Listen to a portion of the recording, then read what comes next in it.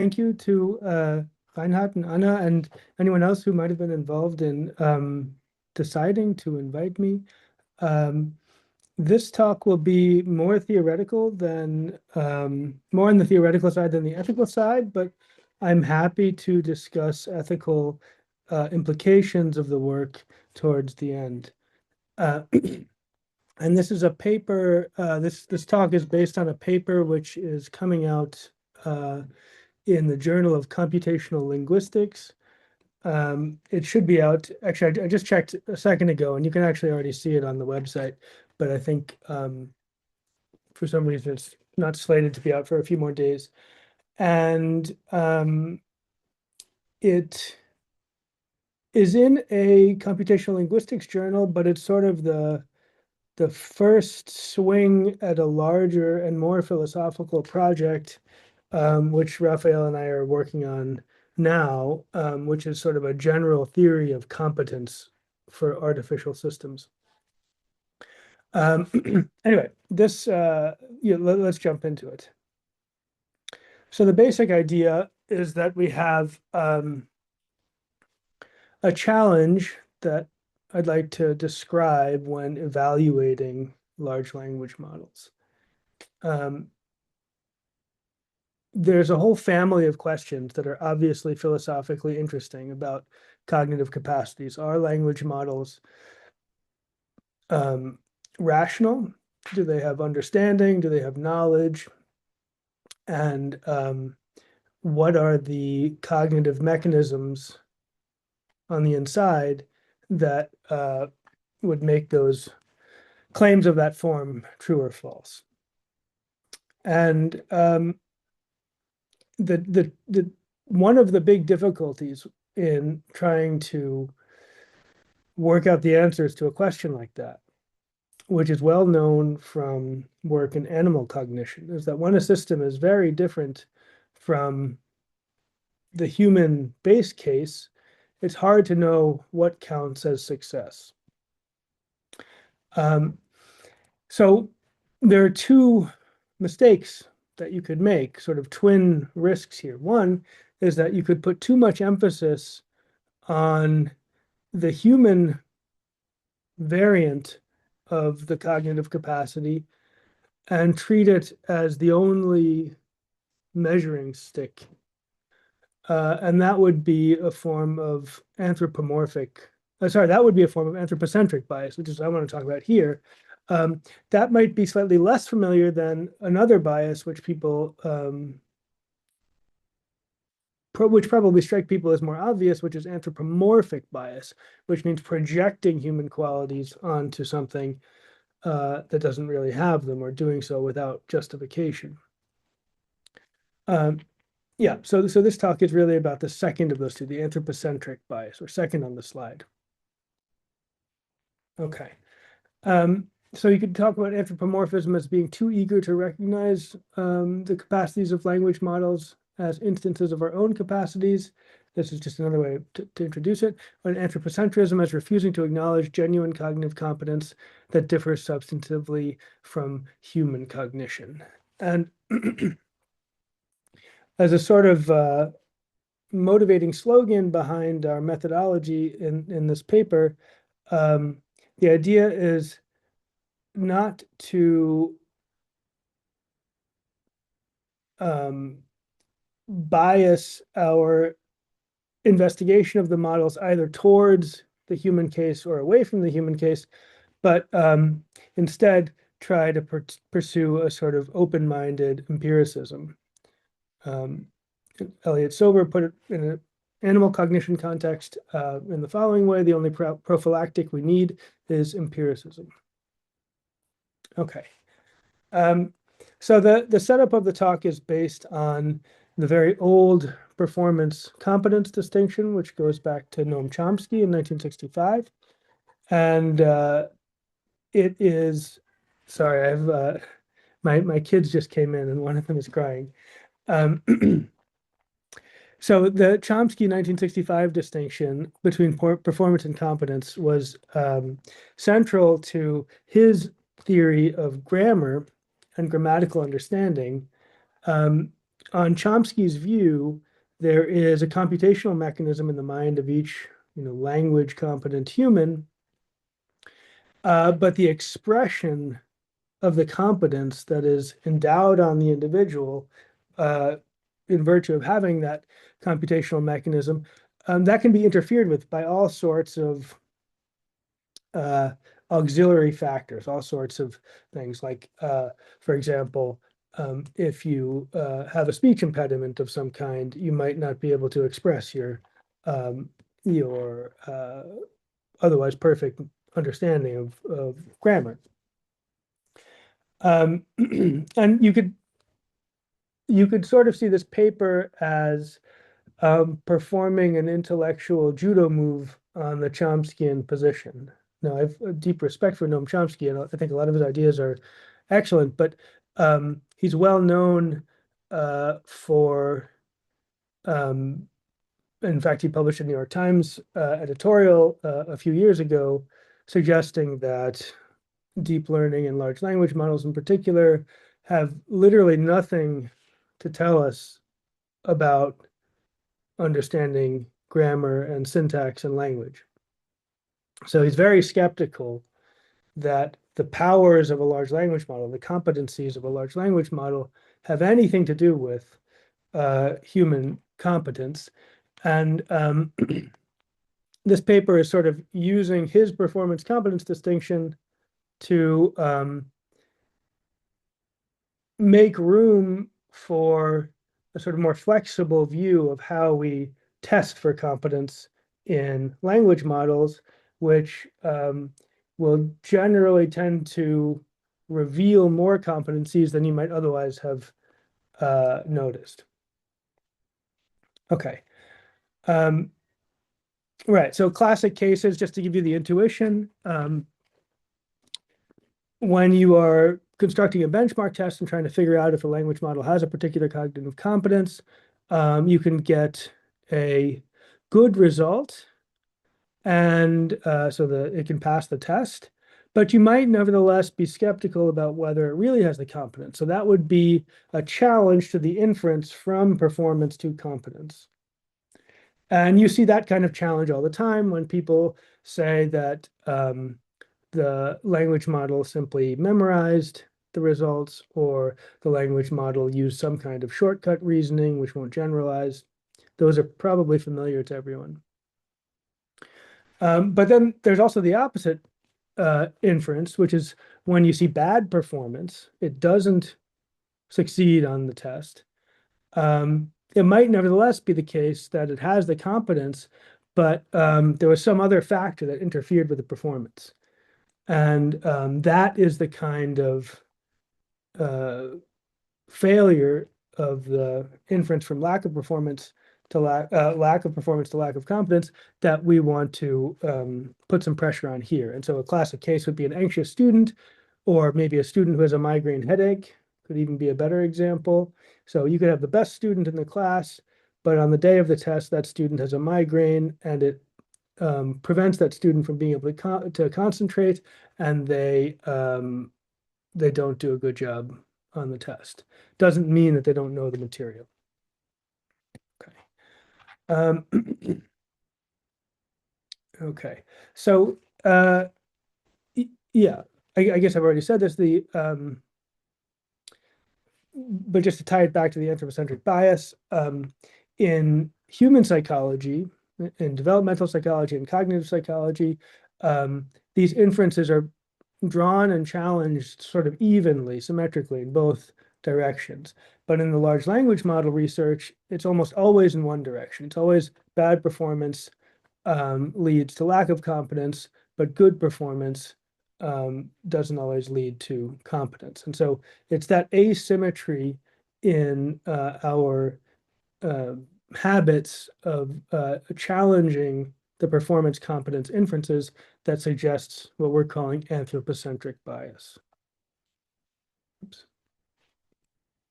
Okay, so the heart of this paper is kind of giving a taxonomy of the kinds of biases and just trying to give examples of them so that you have an idea, you sort of have a map of the terrain, which can help you to sort of anticipate or recognize where these biases might be at work in language model evaluations. So anthropocentric bias divides into two main kinds: auxiliary oversight and mechanistic chauvinism. And auxiliary oversight will take up the bulk of the talk. I only have two examples of mechanistic chauvinism, but auxiliary oversight, there are lots of different examples, and I'll divide them into three different kinds. Auxiliary task demands, test time bottlenecks, and mechanistic interference, sorry. Okay, so the first one is auxiliary oversight. And this is the tendency to overlook the possibility that a large language model's performance failures are caused by some factor that is not part of the mechanism that constitutes the ground of that competence. And yeah, I think the student example demonstrates how this happens in the human case, and now I'll give you some examples in the LLM case. Okay. So one of them is grammaticality judgments. This is from a paper by Hu and Frank, 2024. So interestingly and very confusingly, this is Michael Frank at Stanford. There is also a Michael Frank in Tübingen. And to make it worse, this Michael Frank in Tübingen has also co-authored papers with Jennifer Hu, who was the first author in this paper. So Jennifer Hu has two co-authors, and they're both called Michael Frank, but this is the one not from Tübingen. Anyway, so in this paper, they give a model grammaticality judgment. So for example, the English sentence,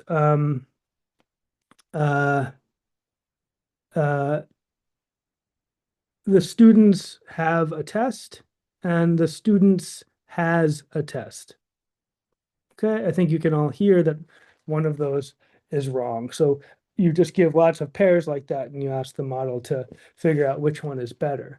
Now, if in the prompt that you deliver to the model, you list the answers, the possible answers, and you give sort of a formula for filling out a number that labels the correct answer, the task demand associated with generating the right label adds a degree of complexity that can throw models off. And that's what they show in this paper.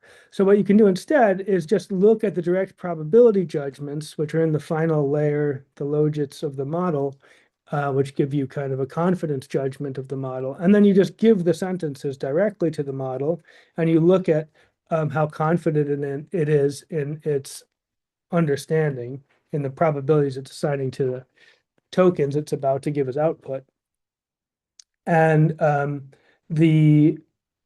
direct probability measure of grammaticality judgment is better than the metalinguistic or the sort of test-taking form.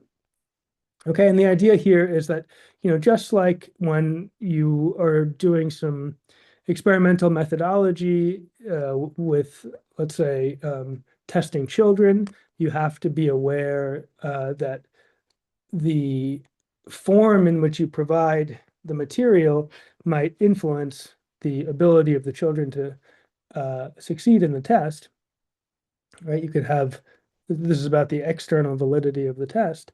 The same sort of thing can happen with large language models. So the idea is that this metalinguistic judgment, the fact that you have to assign numbers to the correct answer and then give the number, that is auxiliary to the competence that we are trying to understand, which is the ability to sort of track correct versus incorrect syntactic, track syntactically well-formed sentences from syntactically incorrect sentences. Okay. This one is maybe a little more interesting. So this is another form of auxiliary factor that can cause a bias is mismatch conditions. This one's possibly more compelling and more straightforward than the first one. So look at this complicated sentence. The actors that the mother near the students watches meet the author. So you can see that the word meet is supposed to match up with actors. And so the fact that it's singular, the fact that it doesn't have an S on the end is correct. You've got the correct singular plural agreement. But as you increase the number of nested phrases there, it gets more and more difficult to work out whether it's correct or not. And there was a debate in linguistics that had been going on with a series of papers. So Andrew Lampinen was one of the people involved, and Melanie Mitchell was another one of the people involved, and they were suggesting that no, sorry, this is not Melanie Mitchell. This is La no, I'm forgetting the name. Sorry. I'll have it in the slides at the end. But here the issue is that when testing humans, the authors gave the humans a bunch of training examples, and they got to warm up before they took the test. They got to practice. But the LLM was tested in what's called a zero-shot condition, meaning that it was just sort of from without any sort of introduction or explanation, it was just fed the test examples directly. And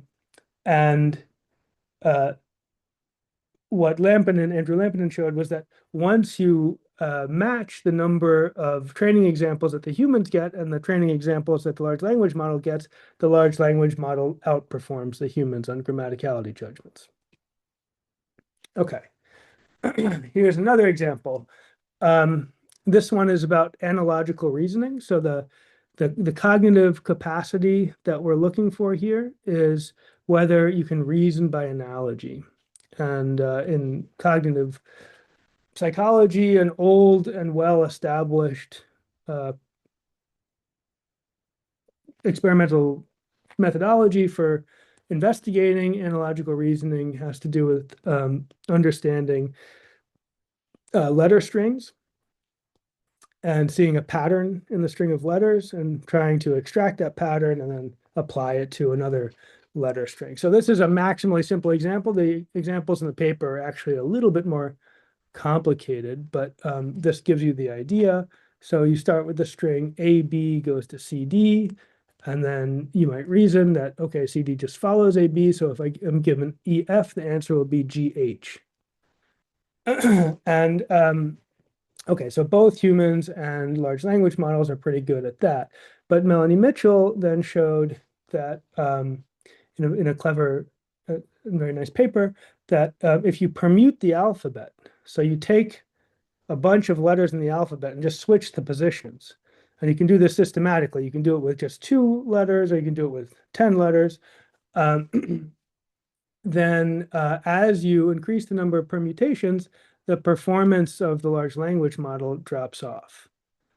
So in this particular case, it goes A, B, C, D, G rather than A, B, C, D, E in the permuted alphabet. So where you would normally go A, B, C, D means G, F,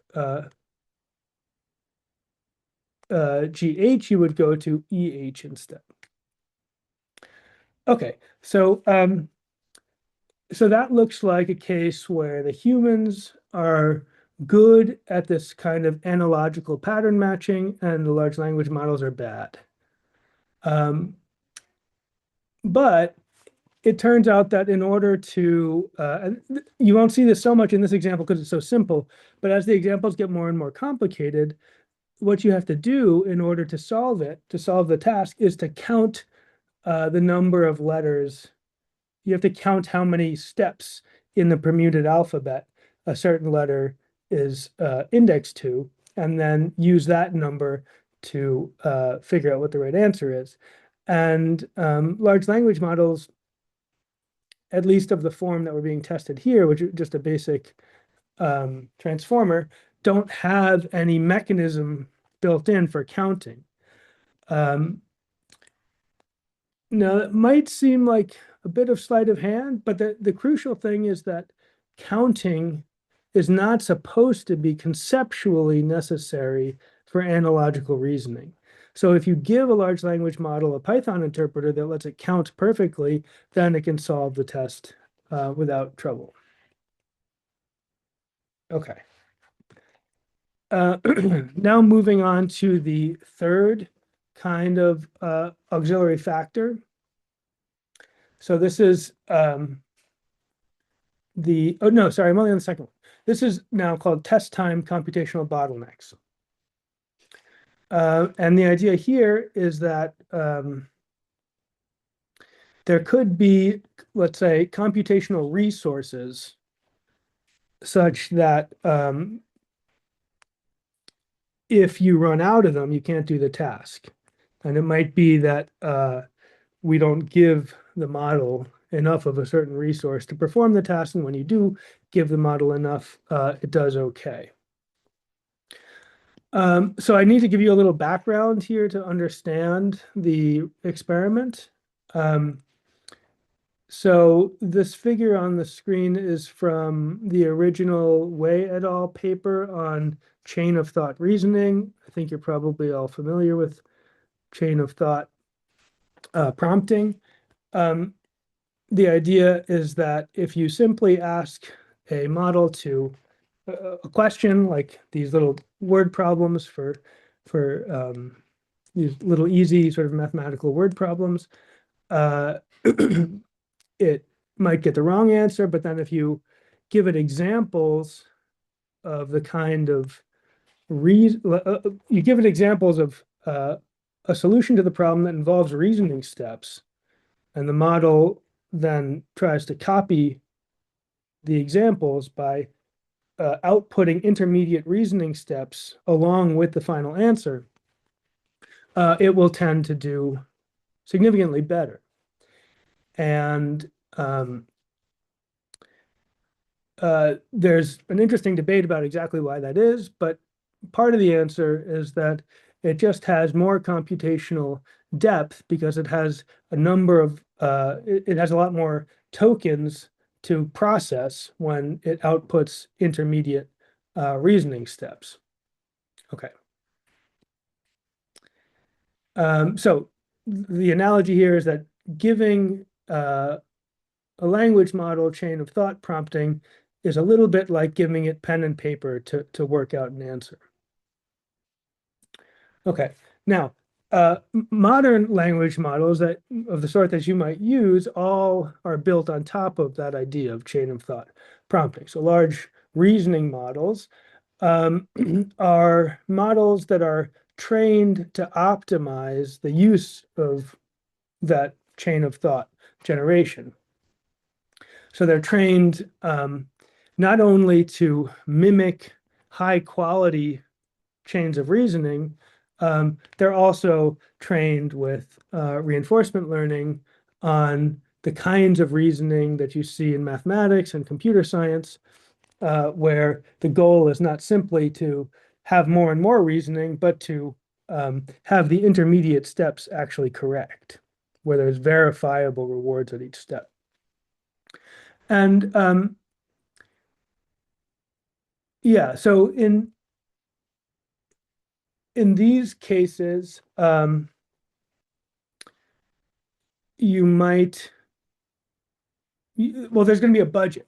And the basic idea is that if you give the model more compute, it can do a better job. So there's a particular kind of model where this really shows up. And this is a latent reasoning model. So instead of chain of thought just being something that you see in the output, these latent reasoning models, which the one we're using here goes to a paper by Geiping et al. From this year. It's a model that basically has a loop built into the middle of it so that it's a recurrent architecture where before the model spits out its answer, it loops it back in and it gets to process as many times as you want. And so it's thinking by iteratively refining its internal state in this latent space without having to verbalize the intermediate steps.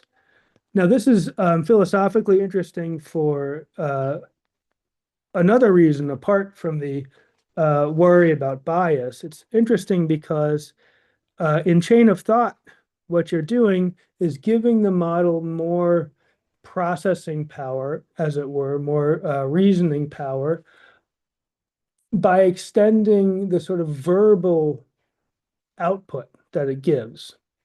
But all of the tokens that you're giving it are, they correspond to natural language, to words and numbers. But in the case that I'm talking about now, where you are allowing a model to think longer, as it were, by iteratively refining its internal state in this latent space, the extra thinking budget that you're providing is not measured in words. It's measured in a purely abstract internal latent space. And the reason that's philosophically interesting is because you might think that lots of cognition is not purely verbal, right? There are forms of mathematics which pretty clearly require a kind of ability to rotate shapes in your head, for example, that doesn't really seem to have anything directly to do with your ability to use words.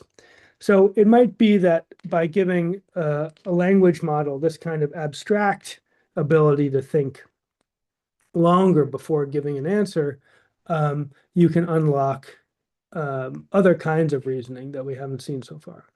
Okay, in any case, this is a smaller model that's open source. So we got a hold of this and did our own little experiment.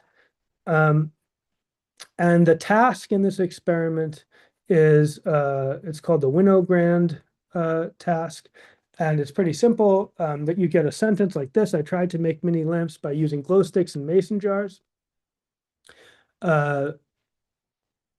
Mason, that you might not know what mason jar is. In German, it's a mason jars are Weggläser, in case that helps. It's just, sturdy glass things. But had to get larger jars because the blank were too big. So here the right answer is clearly that the glow sticks were too big. They didn't fit into the jars. And the model has to decide what the right completion is. Now, with this model, if you give it a small thinking budget, right? So the number of steps that it's allowed to iterate internally, it will tend to give you the incorrect option. And here we're not, the incorrect answer. And here we're not just measuring the output itself, but we're looking at the penultimate layer of the neural network at the logit distribution. And this is like the probability that the model is assigning to different answers. And as you give the model additional reasoning bandwidth, the probability it's assigning internally to the right answer keeps going up and up and up until it overtakes the wrong answer, and then it converges and stays stable. So this is an interesting example because it's like a computational bottleneck, and there's just a knob that you can turn on the model and allow it to express more competence that in some sense was already there, right? In some sense, what a model is just an architecture and a bunch of weights assigned to the nodes. And none of that changed here. All that we did was allow it to process for a longer period of time. Okay, so that was uh, the resource side of things. Now mechanistic interfere. So the resource side of things, we were talking about an internal computational budget. Now we're going to talk about something a little bit different where you've got um, multiple things going on in a model at the same time where one process interferes with another process. And this is another case where if you ignore the possibility of this sort of phenomenon, you might be underestimating the competence of a model, and that underestimation is a form of anthropocentric bias. So this is a very well-known paper, perhaps some of you know it, this modular addition paper by Neil Nanda et al. From quite a while back. And what they show in this paper is that a model at first learns a simple set of associations that allow it to get the right answer some of the time. After additional training, the model will learn a more generalized algorithm for solving the problem. And even after that has been learned and you can actually detect it using mechanistic interpretability techniques, there is still the associative baggage that interferes with the output of that general algorithm. So that's the second phase of learning, and then there's a third phase of learning in which the traces of those associative of those earlier associations get cleaned up, get sort of deleted from the model, and so you can separate these using mechanistic interpretability techniques, and that shows that there's a sense in which the model has a competence before it's able to express it. Okay, now what I've done so far, just to keep you all in the loop here, I've talked about the biases due to auxiliary factors. And if you go back to the taxonomy I was giving, that was where I had 3 subcategories. And now I'm going to the other main branch of the tree, mechanistic chauvinism. And here there's just, this will be shorter. And then I'll start wrapping up. Okay, so mechanistic chauvinism is the idea that all cognitive kinds are human cognitive kinds. So the idea is that if you see a strategy that works inside of a large language model, but you note that the strategy is different from the strategy humans would naturally use, you dismiss the strategy or regard it as somehow degenerate merely because it's different from the typical human strategy. Okay, so here I'm actually talking about the same paper I was just talking about. So imagine an LLM that learns this general algorithm for addition, but the algorithm is different than the one that humans use. And yeah, if it outperforms humans, does it have genuine competence? We want to say yes, but yeah, the chauvinist will say otherwise. Okay. So let's see, should I say more about? No, I'll keep going. This slide is where I come back to the remark I made at the beginning about Noam Chomsky. So people, and there are many people who work in linguistics in the sort of generative grammar tradition, and many of those people are of the view that large language models are just statistical machines and they don't have any capacity for a rule-based appreciation of grammar or syntax. But it is just now the case that large language models can outperform humans on all sorts of judgments of syntactic acceptability. And they even have error profiles that are similar to human error profiles, which means that they're sort of intuitions, if I can use that term, for what counts as syntactical are somehow similar to human intuitions. So the fact that the mechanism for making those judgments is different should not, in our view, be regarded as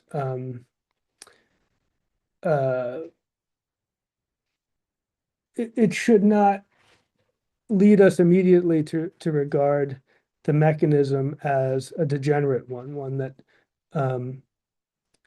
is somehow unworthy of study. Okay, so that was the taxonomy. I'm finished with that part. Now I'll consider an objection. We are talking about trying to overcome anthropocentric bias. But you might say, well, hold on. Human cognition, I mean, humans are the only example we have until large language models came around of a language using agent, language using system. So what other yardstick could we possibly use other than the human one? And we want to, in a sense, agree and in a sense, push back. Yes, we have to begin our investigation of cognitive competence in artificial systems with the human yardstick, but we don't have to end there. That's the idea. And this idea is discussed quite nicely by Ali Boyle in a paper, a recent paper in News about classification and discovery in cognitive science. And the central concept in that paper is an investigative kind, a kind that is sort of explicitly regarded as a starting point.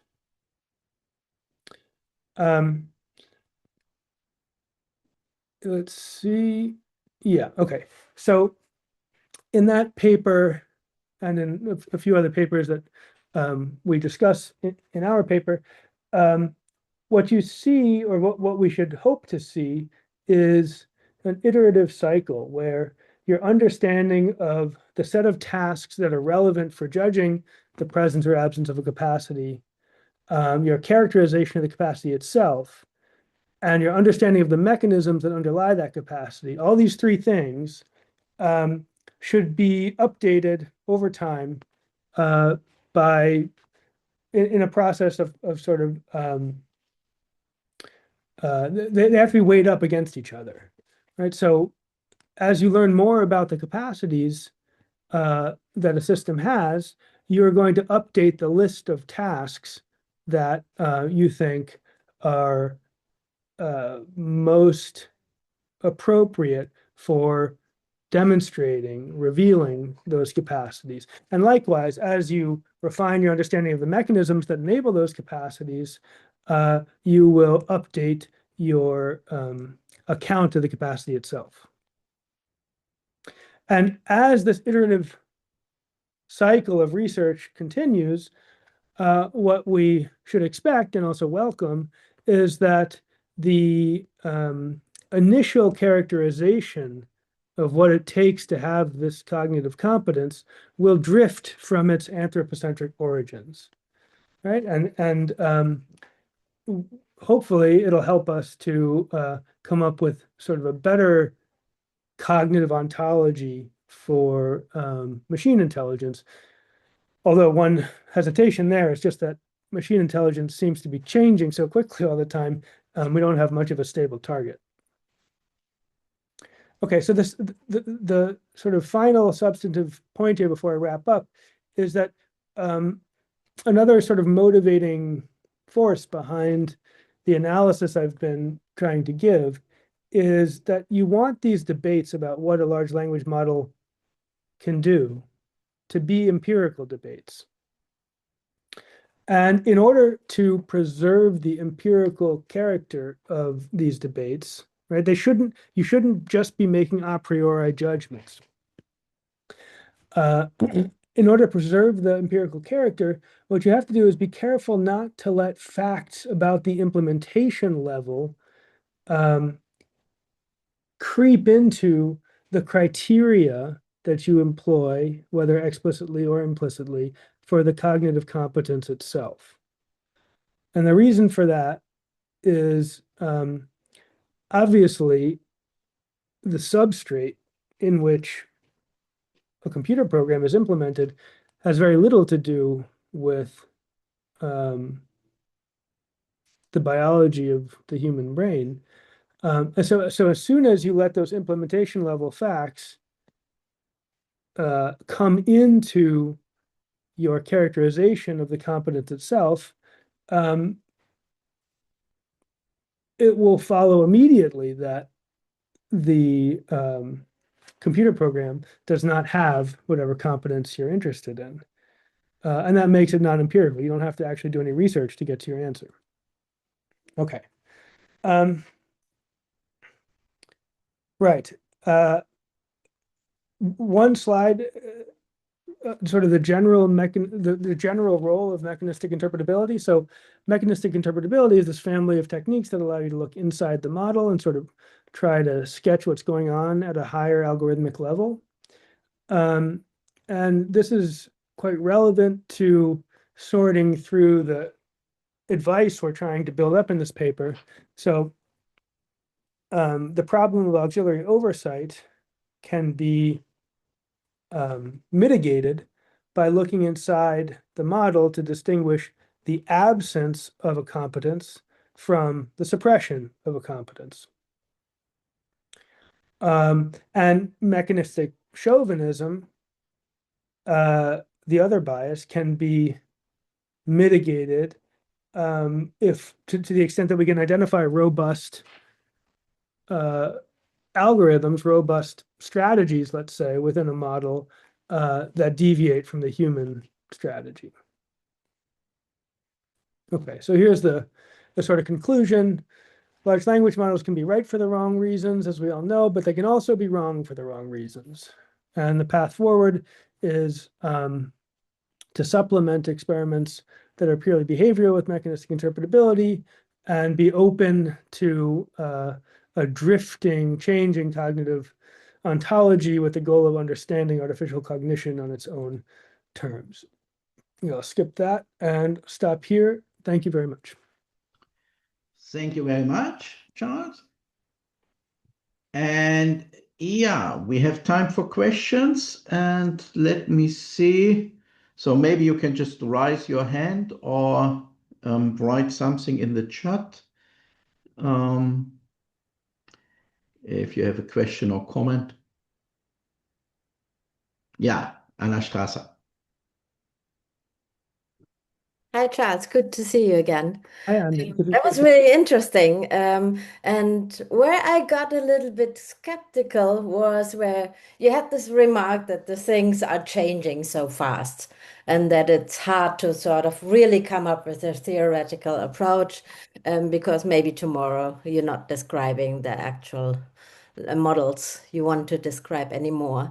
And therefore, I would have been grateful if you would have mentioned in all the examples you gave what kind of models were described there. Because I observed the confusion in the debate. Sometimes people just talk about pre-trained models, which are not tweaked by any reinforcement learning. And some of the examples obviously related to models which are tweaked. So they are not just pre-trained, but fine-tuned with very sophisticated special implementation, what is happening after the pre-trained. And I think we should take that apart because all the statements about large language models can or cannot do or have a competence or have not should be sort of be more specifically about what kind of models are we talking of. Yeah, definitely. That is an entirely valid point, and I agree with you. So in the taxonomy I gave, there were three kinds of auxiliary oversight. That was, one of the two forms of bias. And I think it was the second one that I went into, which I'd call test time computational bottlenecks. The models in that section are not vanilla transformers. Those models are all trained in some way to using reinforcement learning on chain of thought traces. But everywhere else in the paper, all the other examples were just vanilla transformers. Oh, okay. That's interesting. Yeah. Now I have to go back and see all the papers. Yeah, I have I have the slide up right here with the maybe it's always a judgment call, like which references do you put on the slides because you can't put them all on the slides. But like I said, the paper itself is available at the website already, computational linguistics. So you can just go there and see the full list of references. Yeah. Thank you. Thank you. Yes. Thank you. Then another question by Andre Rodin. Andre. Yes, thank you. Thank you. Just first thing, talking about large linguistic models, it seems that these things are kind of hopelessly anthropomorphic and anthropocentric, unlike perhaps some other computer device, simply because they are all about language, right? They work with maybe a lot of natural languages, but it's all based on human languages and not on some kind of direct interaction with the world, whatever it is. So I don't quite see how we may look for something, say, not human. And the related point, I did not quite understand your example of how you call anthropic chauvinism, because you say, okay, computer invents kind of better algorithm for adding numbers than we humans normally do, and should we, accept that or not? And then the question is whether this new algorithm could be understood by human as a better one, right? Yeah. I should have gone into that more. You're right. Yes, thank you. Yes, please tell more. Okay.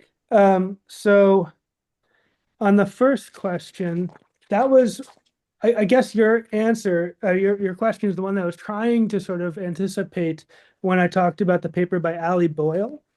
And, when I talked about this iterative cycle. So, this is a very loose analogy, but think about developmental psychology, right? It's a relatively young field in the sense that it was maybe, I don't know, 110 years ago that people started doing, systematic experiments on sort of the cognitive properties of smaller children.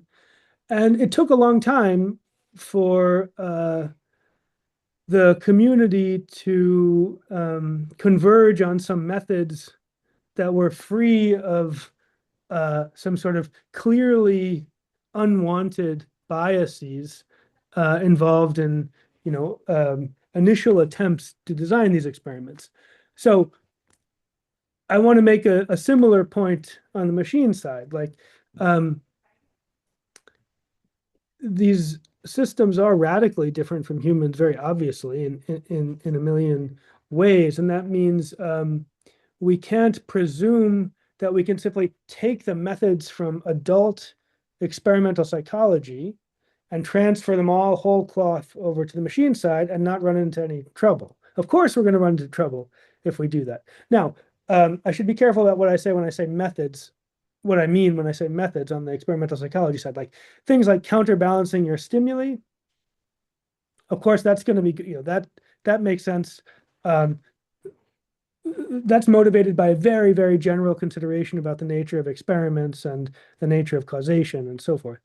But other things that we do in psychology are motivated, for example, by background assumptions, like the assumption that the human mind is divided up into these semi-modular faculties like emotion and memory and perception and reasoning. And these things all mix together to some extent, but to some extent you can divide them apart. And so it could be that one experimental condition elevates your emotional state in such a way that your reasoning capacity is impacted. And if you didn't sort of take account of that, it would be a poor experimental design. And so what we're trying to do in this paper is find a number of phenomena that are loosely like that, but which we're just encountering for the first time because we're trying to do these psychology experiments on machines, and we've never really done that before. But of course, you're right, as you suggested in the first part of the question, that language is a human thing, and so inevitably, these systems are imbued with all sorts of human quirks, and that's why we need this sort of openness to an iterative process over time, where the ontology or the sort of psychological profile, if you want a less fancy word, of the language model, our vision of that can sort of shift over time. Okay, so that was your first question, but you had a second question about the mathematics. Yeah. So this is a Neil Nanda paper. He's this sort of like superstar at Google DeepMind who's published 1 million papers, and he's not even 30 years old yet. But he has this paper that had a lot of impact on the field of mechanistic interpretability, in which he showed that for a small transformer model, much smaller than the commercial ones, was trained on this addition task. And when you isolate the sort of circuits inside the model that matter and try to understand what they're doing, what he showed was that the model had come up with what he calls a clock algorithm. And so it's basically doing addition by taking each 2-digit number and representing it as a point on a circle. And then it uses a Fourier transform to map it into a sine wave. And then he can compose these two sine waves, and that gives you the answer to the addition. And it works perfectly well, but it's a modular, it's sort of a complicated algorithm for modular addition, and you can understand it perfectly and verify it. But it's just not something that you would sort of naturally be inclined to do, because for us, it feels like weirdly complicated. Right. Just to add to your example, I personally was impressed what AlphaGo was doing in this kind of non-human by reinforced learning. But then exactly the point that, at least in AlphaGo case, that was not large linguistic models. Right. That was trained on this narrow and very specific domain. Right. Yeah. So I don't know how much to. Yeah. These are both very interesting examples, and I don't know how to put them into the same space exactly. I guess what they're both showing is that there can.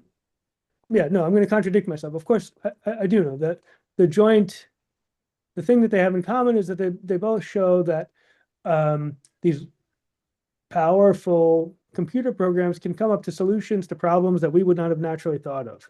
Yeah. And that for me, that's an important point. It's sort of an extension. One of the motivations for this project in general is on the philosophy of science side, where my PhD was in philosophy of science. And I think that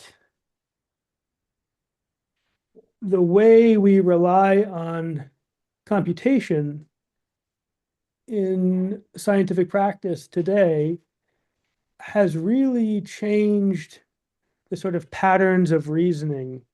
So like the patterns of reasoning that we engage in today in sort of big science are quite dramatically different than the kinds of reasoning people engaged in 200 years ago.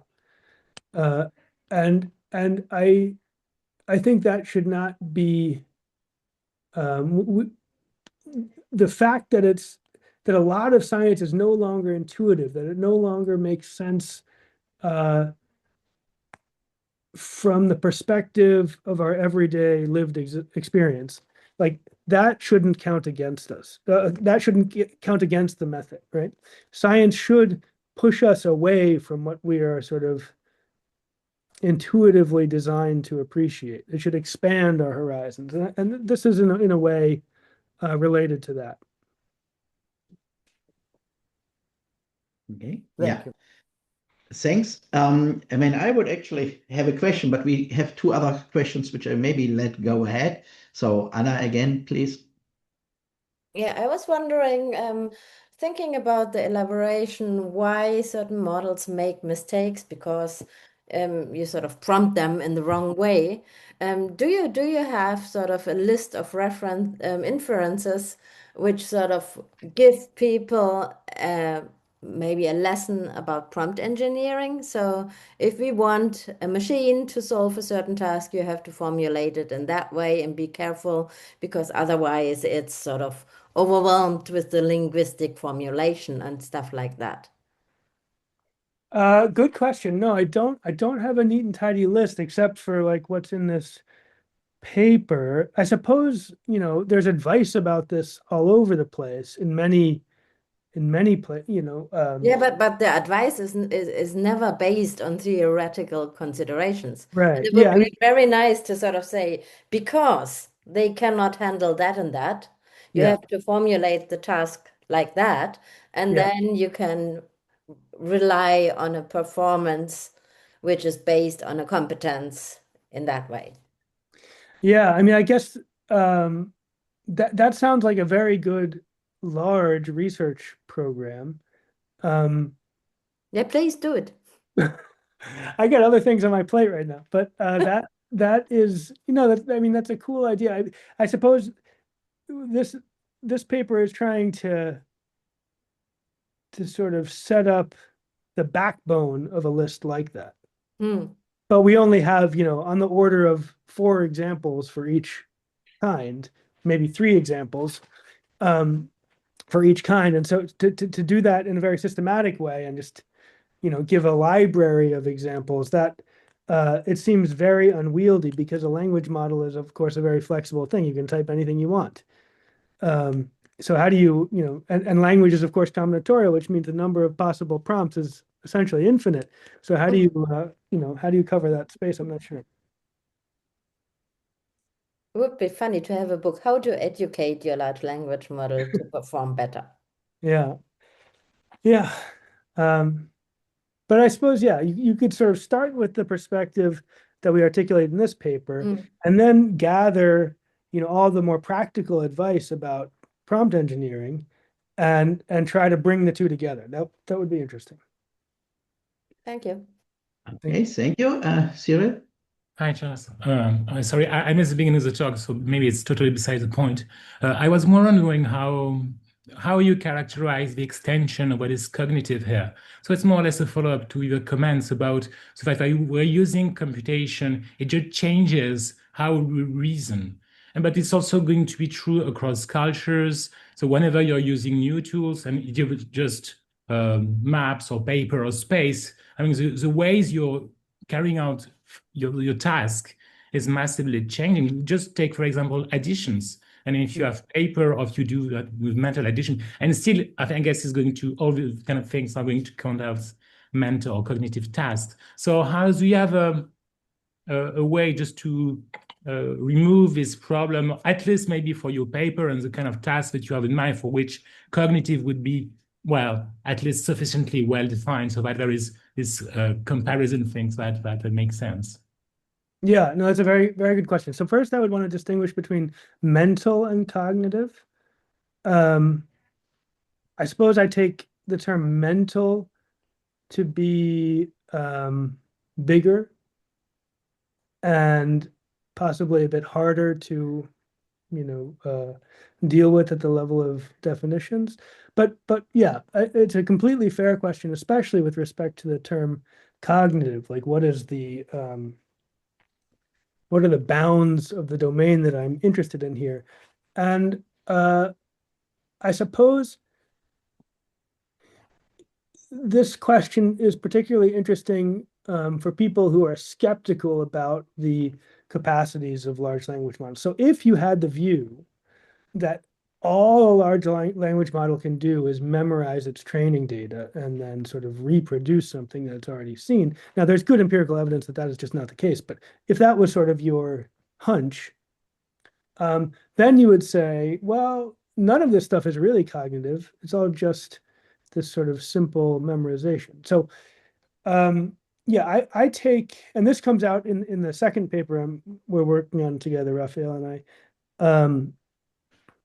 You can kind of think of memorization as one sort of degenerate corner in a space of possibility. And then you can think of brute force strategies as another corner in that space, where by brute force, I mean, if you've got a problem or a task where it's possible to check the answer, you can just run through all the possibilities and check and check and check until you get there. So it's kind of like a monkey with a typewriter scenario, right? So that's another degenerate case. Maybe another degenerate case, which is a little harder to nail down, would be, sort of shortcut luck. Like there's a sense in which luck by stumbling on a shortcut could be another degenerate case. If that's the thing that explains your success, okay, you have an ability, but to call it a competence sounds too much, right? Like maybe even ability sounds wrong. Like there's probably some vocabulary here that we could introduce such that one is like, okay, it can do the thing. So like the concept of possibility is built into the concept, but like it has skill or talent or anything like that, like putting the normative spin on that possibility is removed. And I think with those three sort of degenerate cases, you can sort of see the corners of a space, and then I imagine cognition to be the stuff occupying the center of that space. Now, I don't attempt to draw any hard border between the stuff that's really cognitive from the stuff that merely appears to be cognitive. And but there's going to be some sort of gradient where in the center of that space is going to be an algorithmic solution to a problem where the algorithm has a small minimum description length, right? It's compact. It's going to have reasonably small runtime complexity. Time complexity will be small. It's going to generalize very well. So the domain that it's supposed to work for will be covered completely, and perhaps it'll go beyond the domain which we begin with. So those three things, I think, if it has those three properties and it's sufficiently far away from those degenerate cases, that I will call cognitive. Yeah, just to follow up, it's in some cases, I think even within human cognition, we are using some kind of brute force methods because it's going to be useful. I think what a good historical example is when you do mathematics and you have to make complex computations and you're going to use logarithms. Well, there you have algorithmic tables, which are massive books in which you have pre-computing things. And so in one sense, built within the algorithm you're using as a human cognizer, there is some kind of massive, huge thing in which all the space of possibilities have been pre-computed and then they are going to be combined to make a complex computation. So I think even within human cognition, in some cases, it's kind of partially brute force strategy is used. So, but maybe I agree with you entirely, and that's one of the reasons why I don't want to draw a sharp line between this, central cognitive example and these more degenerate examples. And there's good evidence that in transformer models doing mathematical tasks, you get this sort of, and in fact, Raphael and two co-authors doing mechanistic interpretability have a wonderful website explaining a new paper which shows this point very nicely. It's called oh shoot, it's escaping me. But if you Google Raphael's name, you can get it through his website. But they have this beautiful website demonstrating new work that is on a sort of computer sciencey task. It has to do with variable dereferencing. So following the identity of variable through a bunch of inferential steps. And but this is shown in other papers too, that often a model will converge to a sort of multi-pronged solution strategy where, depending on the particular input, right? So let's say that the domain is 2-digit addition. If you're adding 10 and 10, it might have just memorized the answer. But if you're adding 67 and 82, it doesn't have a memorized answer for that, right? So then it will use one strategy for delivering the answer. But then if you, let's say you add like 100 plus 99, or I guess 100 doesn't count, but whatever. You take a case like that, that's going to give you another heuristic, right? Where you just add 1 to 99, you get 200, and then subtract 1, right? So there you have 3 different strategies, and there's good evidence that you have transformer models that, use all of those strategies. Which, in a sense, this bag of heuristics view, which is, no, you shouldn't help me, thank you, though. Which is similar to human cognition, that we, like you're saying, we also have a bag of heuristics. And yeah, it should be, this is in part why I was mentioning sort of efficiency, like, like runtime complexity and stuff like that, because it's interesting to ask about the conditions under which having multiple strategies is like a fallback that you're forced into because you don't have the capacity to do something more sophisticated, and the conditions under which it's resource rational, right? Like taking the Herbert Simon sort of perspective. But right now, Thomas Eckhart at Stanford is doing very good work on this sort of view, that sometimes the bag of heuristics is a rational, it's rational to adopt that kind of multi-pronged strategy because for some particular inputs, you're just going to be way more efficient. Yeah. Okay, thanks. Okay. May I still add a question? Actually, a proposal for a project, but you said you have already several in the queue, but I mean, maybe somebody else is interested in, and I mean, I will say at the end what's the problem here. But I want to come back and maybe link to Andre's question to the anthropocentric aspect we have here. And now in mathematics, there's, I mean, it's actually the mathematics about it, but let's say what is clearly anthropocentric is that our geometric intuition is 2-dimensional and 3-dimensional. In fact, I mean, I don't know whether anybody here has intuition for 4-dimensional geometry, but I read that the daughter of George Boole, one of the daughters, had intuition. So she saw certain properties which afterwards mathematicians were proving, I mean, the hard way.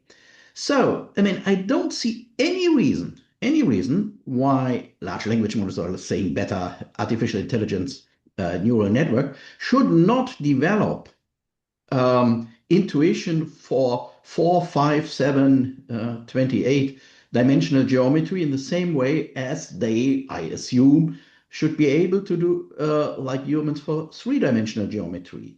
And what's the tricky point here? Well, of course, I have no idea what the training data should be. And here maybe comes the anthropocentric aspect. Yeah, I mean, if we only give training data which comes from humans, I mean, how should we expect that we get out something else? But in fact, in mathematics, and in particular this geometry example, I don't see why the internal representation of geometry, I mean, I think our brain will always try to put it down to 3-dimensional geometry. I mean, it's a completely different question why our, how to say that, cognitive faculty is restricted to 3-dimensional geometry. But I mean, from a technical point of view, it's not to see why neural networks should be restricted to that. I mean, could that be a way somehow to overcome the anthropocentric perspective, just let's say letting them work with higher dimensional geometry? Yeah, so I don't have any particular example in mind that will sort of make higher dimensional geometry. Yeah, I don't know of a case with higher dimensional geometry in particular, but this is exactly what I'm interested in exploring, that when you have these amazing results that, for example, in the Math Olympiad, you now have these large reasoning models that are, beating the top humans in the world. That kind of model, if we can pull it apart and try to figure out what kind of algorithms it is using, that sounds like a wonderful way to get a new perspective on mathematics, because you're right that these models don't learn mathematics on the basis of human, visual perception as we do typically. And so, they don't have the same sort of, I guess, three-dimensional bias that we all naturally seem to have, or most of us seem to have. So yeah, so maybe they are developing algorithmic strategies that we haven't thought of, and then I suppose the philosophically very interesting question here, which I don't have much of an answer to, is about how to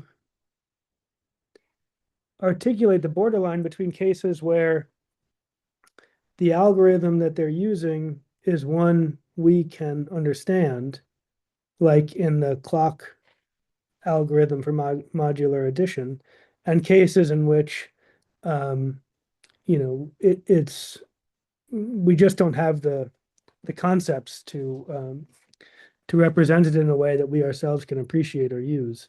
And I am, given my philosophical inclinations about the nature of meaning and representation more generally, I have, I suppose, Quinean sympathies. I think it makes sense to be open to the possibility that there will be, strategies that are not easily accessible to us. Okay. Thanks. I think Anna, maybe it's a follow-up. Yeah, it's a follow-up. So I would pose a skeptical warning there. I do like the idea that they sort of have a different kind of how they could develop certain algorithmic solution or information processing ways to solve certain tasks. But we should always be aware that we should be still in the position that we can sort of verify the hypothesis which the models generate for us. And if they leave the ground, which is sort of we are able to control and to imagine, then it's becoming very, very unsure whether anything of the outputs can be verified. And even though we are all impressed by the performance, we all know that they are just giving us hypotheses which we still have to verify. Yeah, so I think this is now going, I mean, this talk here is really about large language models.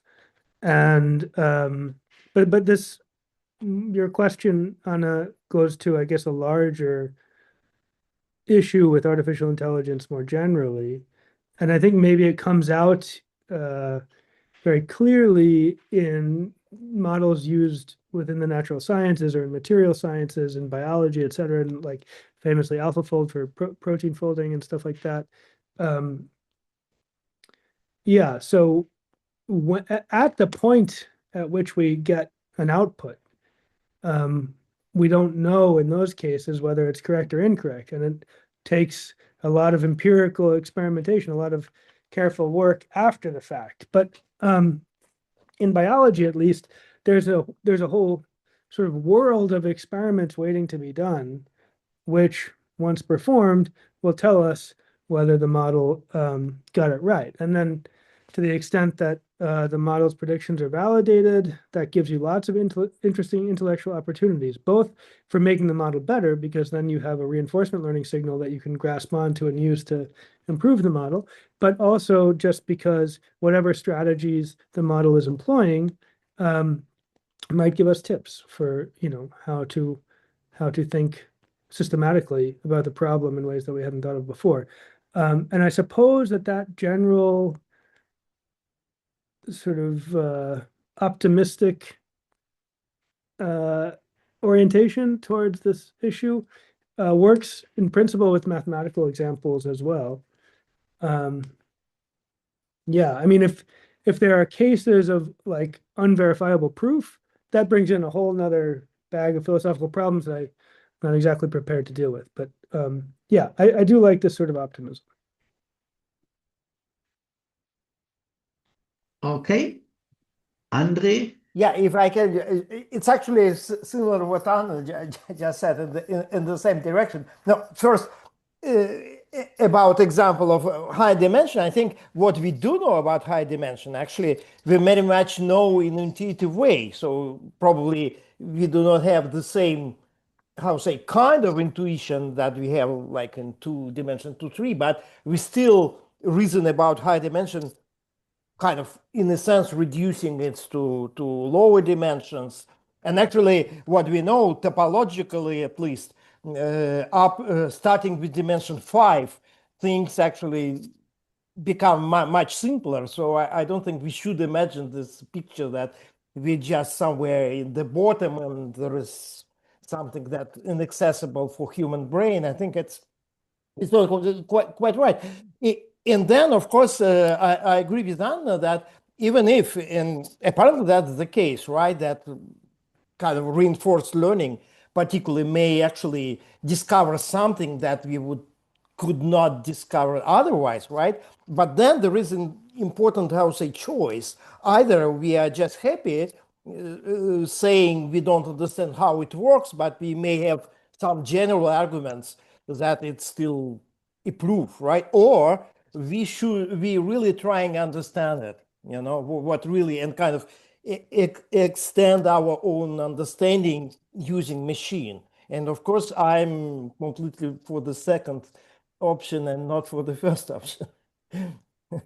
Yeah. So there's sort of two branches to the discussion right now. One is, famously, deep neural networks are in some sense epistemically opaque, right? We can't trace and sort of like mentally verify every step of the inference that's involved in producing an answer. And so if you employ a deep neural network as part of a broader scientific strategy to come to some answer to a definite problem, you could see that in two ways, either as a sort of deficit because we're relying on a thing that we don't understand, or as a kind of a source of pride that we have built a tool that is much more powerful in this domain than our native faculties, right?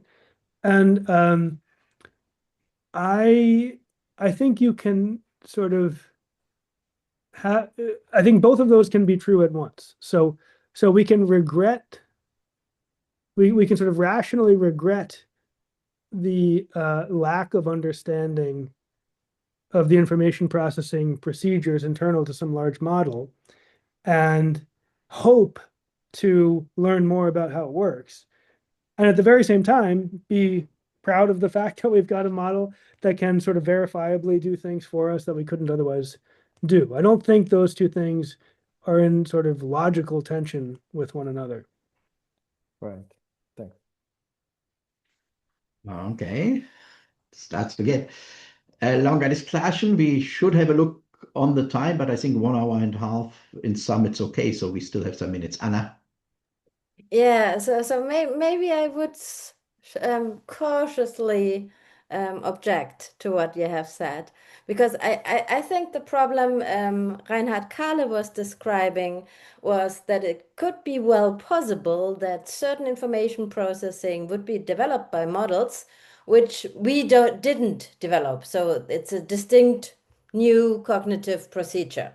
And all I wanted to say, if we try to examine the new procedures, we are confronted with a huge list of problems. One of them is that we do know that models only generate hypotheses, but the other problem, which would immediately come to my mind, is that we know from philosophy that there is something like a rule-following paradox. So we do not know whether they do adding or quadding until we have sort of spent a huge amount of empirical research on the specific question to see whether in all ranges they come to the result which we would also find if we do adding. And maybe quadding is as good as adding, just different. But Yeah, maybe it can be maybe the results change in a certain range.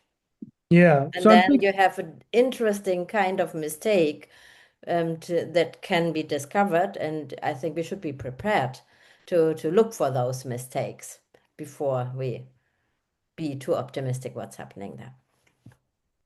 yeah, certainly. So I guess there are lots of strands here to pull on. One is maybe the conjunction, like refer to adding and the Kripkean version of that together as like a family of strategies, even though they're very different from each other. Maybe just so that's one package of strategies. You could imagine other packages of strategies which are similarly related internally by means of the indeterminacy of meaning, right? So that's the sort of general phenomenon that discussion is pointing at, right? That representations can suffer from the indeterminacy of meaning. And so it's sort of like modulo indeterminacy. There's no difference between quadding and adding, right? So there might be other families in which the same principle is true. But if it's the case that if we've never thought about any one of the strategies in this other family, then it's progress. It should count as progress that we have discovered just one of them. And maybe one of the other families in some extension of the domain that we're working in would be better than the one that we began with, in the same way that adding is better than quadding. But just getting a foot in the door in the first place is already like a sign of progress. I mean, I don't know if that entirely made sense, but that was one thought.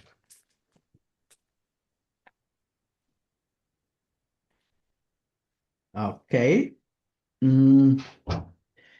Yeah, I don't know. More questions, comments still? Otherwise, maybe it's time to thank Charles again and to all participants, in particular the participants in the discussion. And I mean, just let me point out that our next meeting is in 3 weeks already, 18th of December. So usually we take the last Thursday of the month, but in December we are 1 week earlier with talk by Vlasta Sikimic, and I would be very happy to see you all there again. But yeah, let's close for today with another great thanks to Charles for this great talk and very interesting discussion. Okay, thanks all. Thank you very much. Great discussion. I enjoyed it. Bye-bye. Bye-bye.